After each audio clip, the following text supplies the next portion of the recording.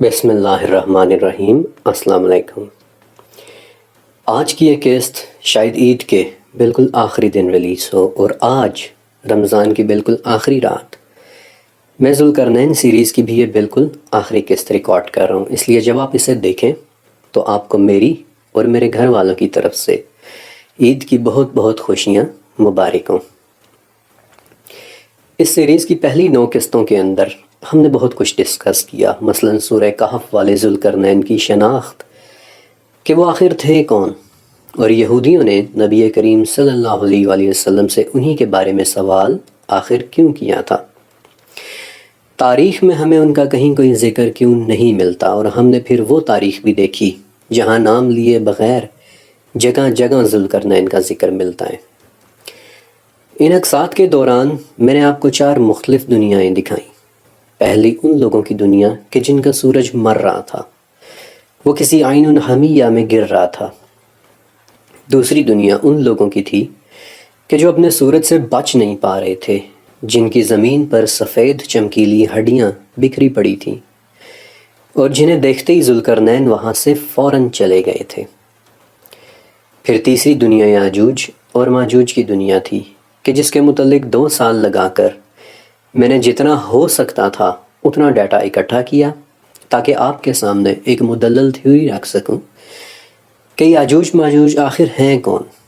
نبی کریم علیہ السلام کی احادیث، صحابہ کے آثار اور تابعین کی دی ہوئی تمام انفارمیشن کو ایک جگہ اکٹھا کر کے میں نے آپ کے سامنے ان کی ایک دنیا کو ڈسکرائب کیا کہ وہ دیکھنے میں کیسی ہو سکتی ہے۔ اس گفتگو کے دوران بہت کچھ ڈسکس ہوا، یاجوج و ماجوج کی شکلیں، ان کی دیوار کا ٹوٹ جانا، ان کا بلندیوں سے اترنا، کہ وہ سب کچھ کیسے ممکن ہوگا۔ لیکن اس دوران کچھ چیزیں ایسی بھی ڈسکس ہوئیں کہ جن پر کچھ بہت زبردست سوالات آئے، اور اس سے پہلے کہ میں آج کی قسط شروع کروں، یہ ضروری ہے کہ پہلے آپ کے سوالات کو ایک مرتبہ ریویو کر لیا جائے، کیونکہ آج سیریز کی بالکل آخری قسط ہے، اور میری خواہش ہے کہ to the best of my knowledge آپ کے کیے گئے تقریباً ہر سوال کا جواب آج رات آپ کے ساتھ شیئر کر لوں۔ پچھلی قسط کے بعد آپ کا ایک سوال غاروں کے متعلق تھا کہ ایسا کیسے ہو سکتا ہے کہ کوئی شے زمین کے اندر جانے والی غاروں میں ہزاروں سال سے چھپی ہوئی ہو لیکن ہمیں اس چیز کا کبھی پتہ ہی نہ چلے۔ یہ سوال اس لیے ہوا کیونکہ پاکستان یا انڈیا یا بنگلہ دیش میں کیونگ یعنی غاروں کو ایکسپلور کرنا کوئی بہت زیادہ پاپولر ایکٹیویٹی نہیں ہے۔ اسی لیے ہمارے ہاں آج بھی کئی غاریں ایسی ہیں کہ جو کبھی ڈاکیومنٹ ہی نہیں ہوئی، اور اسی لیے ہمارے ہاں کے لوگ غاروں کے متعلق زیادہ جانتے بھی نہیں ہیں، اور اسی لیے میں آپ کے ساتھ غاروں کے حوالے سے آج کچھ بڑی حیران کن انفارمیشن شیئر کرنا چاہتا ہوں۔ غاروں کی سٹڈیز اسپیلیالوجی کہلاتی ہے، اور غاریں دنیا کی سب سے کم ایکسپلور کی گئی جگہوں میں سے ایک جگہ ہیں۔ اس کی 2 وجوہات ہیں۔ پہلی یہ کہ کیونگ یعنی غاروں کو ایکسپلور کرنا ایک بہت ہی خطرناک ایکٹیویٹی ہے۔ جیسے جیسے آپ غار کے اندر بڑھتے چلے جاتے ہیں ویسے ویسے ایک تو سانس لینا مشکل ہوتا چلا جاتا ہے، اور دوسرا ہر وقت غار کے کولیپس ہونے کا ڈر لگا رہتا ہے کہ کہیں وہ آپ کے اوپر گر نہ جائے، ڈھہ نہ جائے۔ لیکن یہ دونوں باتیں اس خوفناک بات کے آگے کچھ بھی نہیں ہے کہ جو اب میں آپ کو بتانے والا ہوں۔ آپ نے کبھی نٹی پٹی کیو والے واقعے کے متعلق سنا ہے؟ امریکہ کی ایک ریاست ہے یوٹا، جہاں ایک غار ہوا کرتی تھی، دی نٹی پٹی کیو۔ اس سے پہلے کہ میں آپ کو اس غار کے اندر ہونے والے حادثے کے متعلق بتاؤں، پہلے آپ اس غار کا ایک نقشہ دیکھ لیں۔ آپ دیکھ رہے ہیں کہ یہ غار کیسے زمین کے اندر گہرائی تک جا رہی ہے، بالکل کسی جانور کے بل کی طرح۔ لیکن سن 2009 میں جان جونز نام کا ایک شخص کہ جو ایک تجربہ کار کیور تھا، یعنی کئی غاروں کے اندر جا چکا تھا، ایک ڈاکٹر بن رہا تھا اور 2 بچیوں کا باپ تھا، نٹی پٹی کیو میں اپنے بھائی کے ساتھ اسے ایکسپلور کرنے کے لیے گیا۔ جان ایک ایکسپیرینسڈ کیور تھا، پرسکون طریقے سے غار میں نیچے اتر رہا تھا کہ اچانک اسے احساس ہوا کہ سم تھنگ از رانگ، کچھ غلط ہو گیا، اور ایسا ہی تھا۔ غار میں نیچے اترتے ہوئے جان نے صرف اور صرف ایک غلط ٹرن لے لیا تھا اور ٹھیک اس جگہ آ کر پھنس گیا تھا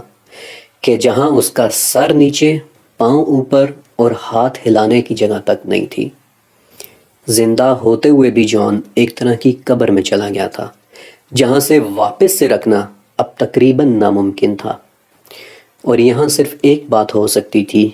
کہ وہ مدد آ جانے کے لیے دعائیں کرتا رہے، اور مدد آ بھی گئی، لیکن مسئلہ یہ تھا کہ جس جگہ جان پھنسا ہوا تھا وہاں سے واپس لائٹ کر پانا تقریباً ناممکن تھا۔ اور اس کراس سیکشن میں آپ دیکھ سکتے ہیں کہ جس جگہ جان پھنسا ہوا تھا وہ جگہ اتنی چھوٹی تھی کہ وہ لوگ چاہ کر بھی جان کو واپس نہیں کھینچ سکتے تھے۔ 19 گھنٹے تک وہ لوگ جان کو غار سے واپس باہر نکالنے کی، کھینچنے کی کوششیں کرتے رہے، لیکن آہستہ آہستہ جان کی سانسیں مدھم ہوتی چلی گئیں، اور پھر ایک وقت ایسا آیا کہ دوبارہ جان کی آواز کسی نے نہیں سنی۔ یہ وہ آخری تصویر ہے کہ جو جان کے مر جانے کے بعد اس کے جوتوں کی طرف سے کھینچی گئی تھی، اور اگلے دن یوٹا کی لوکل باڈیز نے یہ فیصلہ کیا کہ جان کے مردہ جسم کو اس غار سے نکالنا کئی اور لوگوں کی جان کو بھی خطرے میں ڈال دے گا، لہٰذا جان کی باڈی کو ہمیشہ ہمیشہ کے لیے نٹی پٹی غار کے اندر چھوڑ دیا گیا ہے، جہاں وہ آج بھی الٹا دفن ہوا اپنی نیند سو رہا ہے۔ اس حادثے کے بعد نٹی پٹی کیو کو تو ہمیشہ کے لیے سیل کر دیا گیا، لیکن میرا آپ سے ایک سوال ہے کہ کیا آپ کو لگتا ہے کہ ہم دنیا کی اندھیری گہری غاروں کو مکمل طور پر ایکسپلور کر چکے ہیں؟ کیا آپ کو لگتا ہے کہ جان جیسے واقعے کے بعد لوگ غاروں کے اندر خوشی خوشی گھومنے کے لیے جاتے ہوں گے؟ ہم غاروں کے متعلق جانتے ہی کیا ہیں؟ ہم اس دنیا کی گہرائی میں گئے ہی کہاں ہیں؟ پاکستان سے نکلیں اور روس کی طرف جائیں۔ جب آپ اس حصے میں پہنچ جائیں گے کہ جو کولا پیننسولا کہلاتا ہے، تو آپ کو یہاں 9 انچ سائز کا ایک سوراخ ملے گا کہ جو دیکھنے میں بالکل عام سا ایک سوراخ ہے، ایسے